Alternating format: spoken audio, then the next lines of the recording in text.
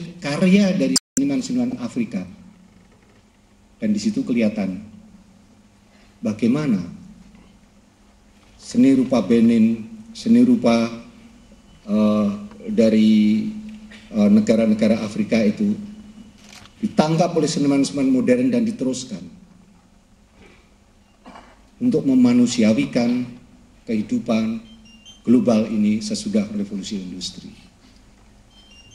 Saya membayangkan, tadi akan saya bicarakan tadi tentang nilai-nilai yang non-benda itu, sebuah arus besar yang terus-menerus akan merupakan sumber yang akan pada satu saat selalu ketika kita macet menghadapi produktivitas, pragmatisme itu, kita masih akan selalu bisa hidup di dalam sumber mata air yang mengalir terus-menerus dari jauh. Itu 5 pertanyaan yang terus terang. Nah, ini enaknya jadi seniman itu memang tidak bisa menjawab. Bolehnya bertanya. Yang menjawab para ilmiawan, para politikus, ekonom, sosiolog, antropolog. Seringkali kalau seniman itu hanya bertanya, habis itu terus jumpalitan menari. Jawabannya di situ. Atau terus ambil kanvas coret-coret ngoreng gitu. Jawabannya itu. Dari 5 pertanyaan mendasar itu, ada sesuatu yang bukan merupakan pertanyaan tapi menjadi satu reference saja atau sebuah sesuatu yang untuk melengkapi. Yang akhir-akhir ini saya belum pasti betul, tapi saya kira ini cukup untuk perlu saya kemukakan. Ya, ini ada satu fenomen yang menonjol tentang kehidupan seni ini dengan masalah perkotaan. Kota merupakan sebuah ruang di mana individu-individu di dalamnya saling berinteraksi dengan segala macam motivasi dan perjuangannya. Yang menarik kota ini, urbanisasi ini, sesungguhnya seringkali merupakan kumpulan dari manusia-manusia yang sebelumnya ada dan hidup di dalam sebuah lingkungan kebudayaan yang more or less sedikit banyak mapan. Kebudayaan daerah di mana sistemnya masih ada, kelengkapannya masih ada, adatnya ada, kekerabatannya ada. Tetapi ketika dia pindah menjadi urban, itu semua tidak ada. Dan pada saat itulah, maka tantangan itu menjadi semacam dorongan untuk munculnya sebuah pribadi, individu. Sehingga di sini terkumpul manusia-manusia yang di satu pihak seringkali merasa lonely, merasa sepi, sunyi karena dia sendiri. Tetapi di lain pihak ada muncul satu kebebasan untuk menciptakan sesuatu yang mungkin memang harus untuk bertahan itu. Dia menciptakan sesuatu yang memang merupakan perlawanan tadinya, tapi itu merupakan pergulatan yang habis-habisan. Dan ketika habis-habisan itu, seringkali apa yang dia miliki dulu itu muncul. Dan ini akan mewarnai sebuah interaksi dengan banyak individu. Dan kemudian terciptalah sebuah masyarakat yang kemudian aktif berinteraksi, membawa berbagai macam bahan untuk mendiskusikan, mengekspresikan. Dan terciptalah suatu situasi di dalam ruang itu, ada kemungkinan tercipta sebuah masyarakat baru dan budaya baru. Dan apabila skala kota itu menjadi besar seperti Jakarta ini, maka wataknya menjadi metropolis dan sekaligus kosmopolit. Dalam pengertian, mau tidak mau dia masuk di dalam, karena di dalam perkembangan ilmu, masuk di dalam jaringan informasi, jaringan teknologi, jaringan transportasi. Sehingga mobilitas ini, masyarakat kota besar itu selalu menjadi bagian dari masyarakat kota-kota besar lain di dunia. Nah, di sini kemudian ada tantangan yang baru lagi. Ada sebuah pergulatan baru. Ada sebuah serangan-serangan baru. Sekaligus kesempatan baru.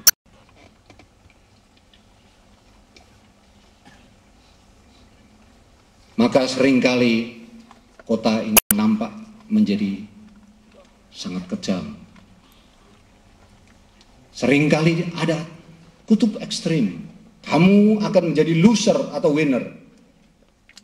Kamu kalah, tersingkir, atau kamu menjadi mendadak, sukses mendadak. Pribadimu lebih besar, nama kamu lebih besar dari kenyataan yang sebenarnya kamu ada. Yang ini pun juga nanti akan membuat goncangan pribadinya. Nah, di sini pentingnya kita memahami sebuah kota di dalam dimensi budaya.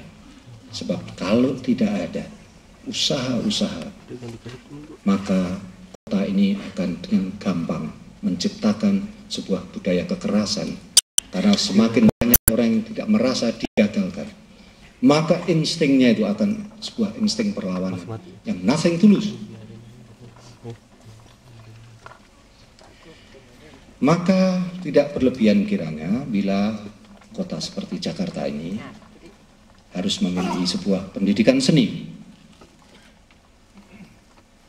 Karena pendidikan seni menghubungkan kembali apa yang sudah saya singgung di atas. Dan ini khususnya perpuluhan saya berbicara tentang peran dari Institut Kesenian Jakarta, yang merupakan institusi seni yang langsung berhadapan dengan salah problem dunia urban atas. Kekerasan dan romantisme kehidupan bisa menjadi dua dunia yang sangat bertentangan, tapi bisa pula sama-sama menjadi sumber kreativitas bagi peserta anak didik.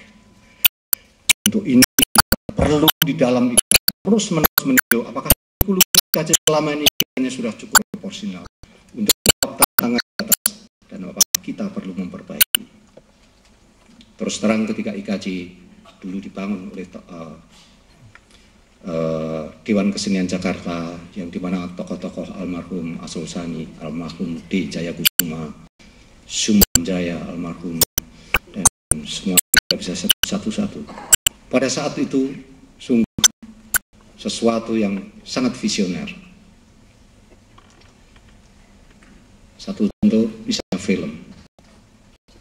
Kita harus mulai dari awal tentang dunia film itu. Teknologinya, peralatannya, fasilitasnya, dan nanti bagaimana dimensi sosialnya, marketingnya, bioskopnya tidak ada, dan sebagainya. Tapi pengetahuan tentang sinematografi itu yang paling penting. Visi tentang apakah sinematografi itu. Tidak ada presidennya, karena yang ada adalah semua adalah seni, tradisi, sastra, dan sebagainya. Sinematografi tidak ada presidennya. Tari juga begitu. Ketika pada waktu itu Ibu Edi Sudawati, Bu Farida Faisal, kemudian Pak Wayandia Santo, kemudian saya dan Bu Julianti Parani kumpul. Ini apa ini Jakarta ini? Kita tidak punya tradisi tari. Oke, kalau begitu kita buka berbagai macam disiplin ini, kita buka. Tapi siapa? Pilihannya yang mana? Jakarta cukup banyak. Ada Edward, Sunda, Manado, Minang, Dayak, segala macam. Yang mana ini? Nah, tantangannya adalah seleksi itu juga. Tetapi kita beruntung. Karena apa? Ketika tahun dibuka, tidak ada yang daftar. Jadi kita sudah berdebat berminggu-minggu, nggak ada yang daftar. Tahun kedua dibuka, nah yang daftar cuma satu. Namanya Usil Susilo HS almarhum. Ternyata di kitab ternyata ponakannya Pak Jayakusuma. Mungkin disuruh-suruh sama Pak Jaya supaya ada yang daftar. Nah, waktu itu kita berkesimpulan, ini tidak relevan. Sebuah sekolah tari, kata yang tidak punya tradisi tari, kita tutup saja. Apakah Bapak Ali Sadikin ada di sini? Kalau tidak, saya tak perlu Bapak Ali. Beliau menggebrak saja. Ini Pak, saya bukan seniman, tetapi di desaku, di sana, di Sunda itu semua ada tarian, banyak macam-macam jenis. Saya kira di semua pulau, di semua desa Indonesia orang menari. Jadi di sini Indonesia itu bisa tari. Kalau tidak ada orang tua yang rela menyekolahkan anaknya untuk sekolah tari, gurunya saya gaji terus. Tapi jangan tidur-tiduran, suruh latihan, nanti biar karyanya bagus-bagus gitu. Nanti lama-lama banyak. Visi ini saya kira yang penting, saudara-saudara. Ketika sesudah 30 tahun, ketika Indonesia namanya habis-habisan jeleknya, negara paling korup, menghasilkan teroris, kekerasan di mana-mana, apalagi ya, pokoknya yang jelek-jelek banyak lah. Nah itu sampai kita kalah dari mana? Oh Malaysia. Indonesia dekat Malaysia. Itu pada saat ini tujuan kota besar untuk menjadi warga kosmopolit harus bisa kontribusi di dalam pergaulan internasional. Apa yang kita sumbangkan? 30 tahun dari yang tidak ada ini, maka ada Karin Nugroho, ada Gatot Prakoso, ada Dolo Rusasina, dan banyak yang saya tidak sebut namanya sini. Dalam dunia tari, tari ini yang paling luar biasa ini. Ada Boy Sakti, ada Jeffrey, yang di dunia internasional bukan saja diperhitungkan, tetapi ada kontribusi. Ini membuktikan bahwa perlu sebuah kesadaran human investment itu. Kita bayangin, misalnya kemudian pada saat ini informasi teknologi, kemudian mendadak kita punya 11 stasiun televisi saat ini. Kalau tidak ada dulu 30 tahun lalu para tokoh itu berkumpul, sulit kita mendapatkan kamera. Sulit kita mendapatkan aktor-aktor yang bisa meyakinkan. Saya ingat pertama kali ada TV yang mungkin cuma satu ya waktu itu, mungkin beberapa yang bisa menyihir, menyatukan, membuat platform bersama Indonesia ini. Yang ketika kalau itu diputar, seluruh jalan-jalan di Indonesia lengang, semua orang di hadapan TV adalah serial Lost. Sebuah platform, sebuah humanities muncul di situ.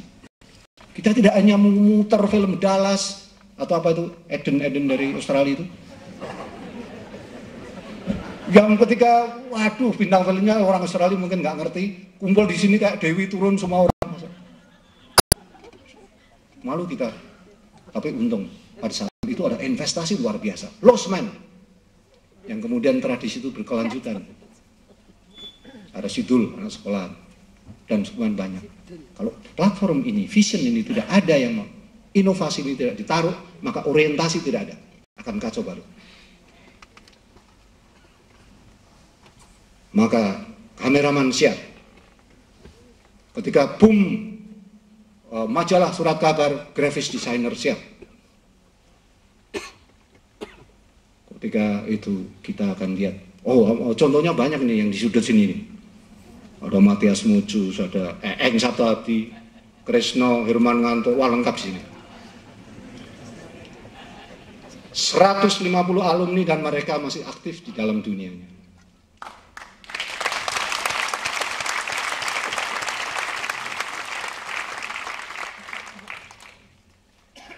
Saya kira sudah saatnya kita harus reinvest.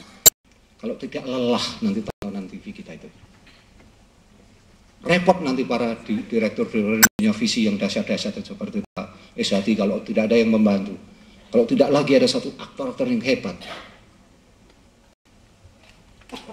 Sutradara-sutradara kita seperti Riri dan Agnes, seperti Jujur Prananto, skenario-nya yang juga mampu menceritakan platform yang lebih nyata tentang kehidupan anak muda sekarang, yang memberikan rasa eksis kepada anak-anak muda generasi MTV, atau kita biarkan mereka menjadi memory oriented terus. Sudah saatnya menyadari bahwa kota sepenting ini, kota yang merupakan satu wilayah di mana kita satu platform dengan sebuah penciptaan budaya lokal ini memiliki sebuah institusi ini yang penting, yang bisa berjajar dengan institut seperti tadi saya singgung pada awal, sejajar dengan institut pengetahuan seperti UI, Gama, ITB. Kalau kita punya institut teknologi yang sedahsyat itu, di kota ini harus ada institusi yang setara, sehingga mereka itu, teman-teman ahli pengetahuan, tidak kesepian, karena ilmu pengetahuan selalu membutuhkan sebagai refleksi, sebagai pasangan tentang pendidikan seni yang bersifat mudah.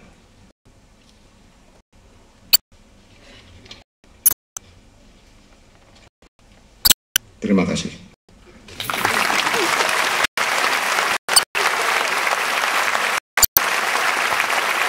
Akan saya bacakan ringkasan keputusan Menteri Pendidikan Nasional Republik Indonesia nomor 9601/A2 7/KP/2003 sebagai berikut. Menimbang dan seterusnya, mengingat dan seterusnya, memperhatikan dan seterusnya, memutuskan, menetapkan. Terhitung mulai tanggal 1 Juni 2003, mengangkat Saudara Sardono W. Kusumo dalam jabatan Guru Besar dalam bidang ilmu seni tari pada Institut Kesenian Jakarta. Ditetapkan di Jakarta pada tanggal 31 Mei 2003. Menteri Pendidikan Nasional Republik Indonesia tertanda Malik Fajar.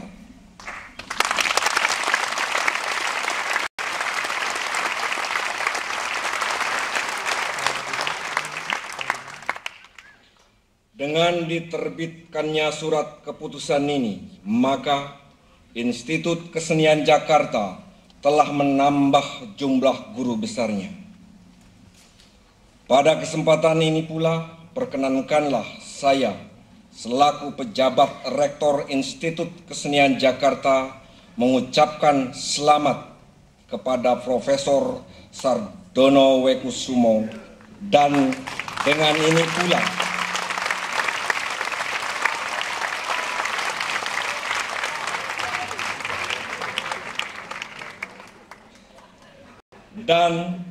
ini pula sidang terbuka Institut Kesenian Jakarta saya tutup.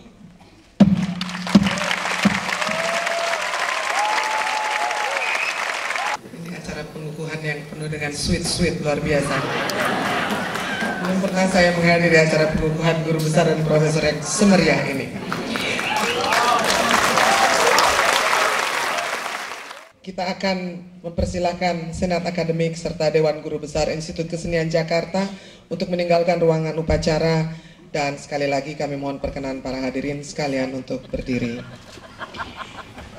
Prosesi keluar akan diiringi dengan ansambel gitar dengan lagu Habanera ciptaan George Bizet.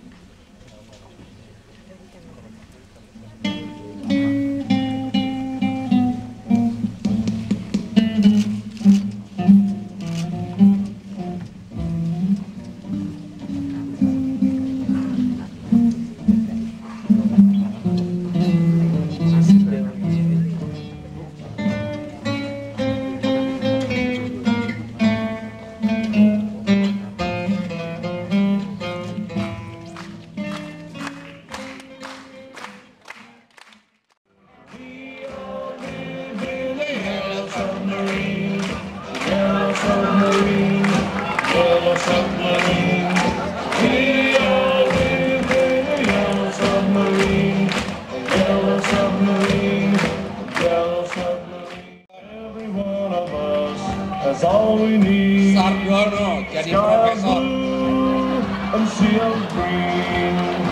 pakai baju kayak Dracula.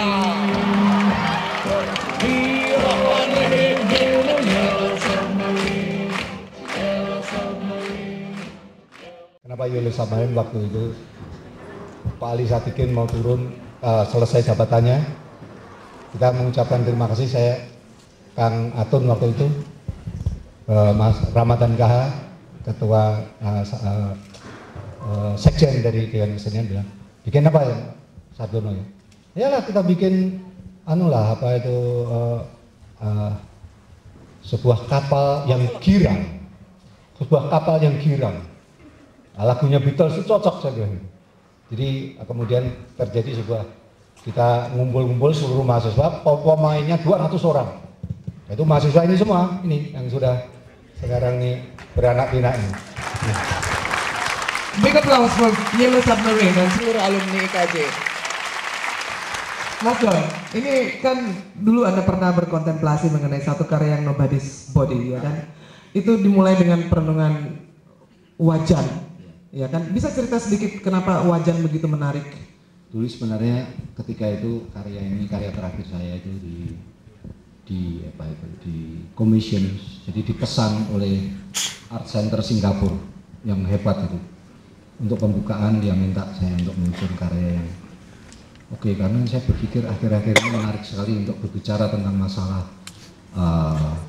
tradisi kultur Cina yang memang menarik sekali. Dan saya mengajar di Singapura, jadi saya belajar lagi. Nah, kemudian saya mulai melihat tentang lotus, bunga lotus, Buddhism dan sebagainya. Jadi pada waktu itu, karena kebetulan melihat tumpukan wajan saja, jadi kok ditumpuk-tumpuk itu kayak itu bunga lotus tapi dari berlapis-lapis. Itu jenenge wok kalau nggak salah. Iya, kalau Pak. Wok Witon bukan wok Wian. Tapi lama-lama udah mulai pesen tentang yang abstrak. Lama-lama nih wah, pada tahun itu makin kacau Indonesia itu. Tahu-tahu ada ini manusia perahu dari Afghanistan, dari ini datang ditolak ke sana kemari. Nah kemudian wajan itu ketika copot, imajinasinya jadi kapal-kapal kecil gitu. Nah terus tambah lagi, makin mau pentas di Singapura, mampir Malaysia malah 50.000 tenaga kerja kita harus keluar cepat-cepat dari Malaysia pada pating kerambul di perahu-perahu kecil. Akhirnya urusannya itu. Itu silakan. Kembali ke wajan. Kurang berapa sebulan mau pentas, tambah lagi ada bom di Bali. Nah, jadi wajan itu nanti jadi bom. Padahal sebenarnya itu tempat penggorengan.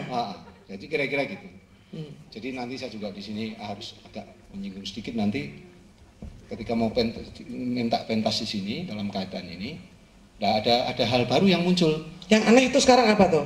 Yang aneh gini, saya mau urusan wajan malah disuruh pakai toga. Jadinya yang bikin kontemplasi toga sekarang, bukan wajan lagi. Akhirnya toga itu saya lihat tiap malam ini ada urusan apa toga sama wajan. Ada urusan apa